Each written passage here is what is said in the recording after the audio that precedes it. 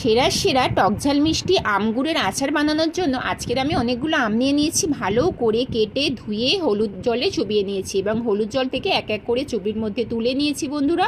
তারপরে হলুদ মাখিয়ে রোদের মধ্যে ভালো করে 2-3 ঘন্টার জন্য শুকনো করে নিয়েছি। আর এদিকে স্পেশাল ভাজা মশলা ধনে জিরে শুকনো লঙ্কা 5 ফোড়ন তেজপাতা, তার জন্য আমাদের ভালো করে গুঁড়িয়ে নিতে হবে মশলাগুলো। আর এইদিকে আমি শুকনো লঙ্কা আর 5 ফোড়ন দিয়ে আমগুলো ভালো করে নাড়াচাড়া করে একটুখানি নুন দিয়ে আবার ভালো করে নাড়াচাড়া করে আগে থেকে গুড়টা জল দিয়ে গুলে রাখা আমি আবার ভালো করে দিয়ে নাড়াচাড়া করে নিলাম। যতক্ষণ না আমগুলো সেদ্ধ হচ্ছে ততক্ষণ একটু নাড়াচাড়া করতে হবে সমানে, যাতে গুড়টা নিচে ধরে না যায়। এইভাবে কিছুক্ষণ নাড়াচাড়া করে নেওয়ার পরে বন্ধুরা আগে থেকে যে গুঁড়িয়ে রাখা মশলাটা, স্পেশাল মশলাটা কিন্তু দিয়ে নিতে হবে। স্পেশাল মশলাটা দিয়ে কিছুক্ষণ নাড়াচাড়া করা হয়ে গেলেই রেডি হয়ে যাবে আমাদের টকঝাল মিষ্টি সেরা আম গুড়ের আচার।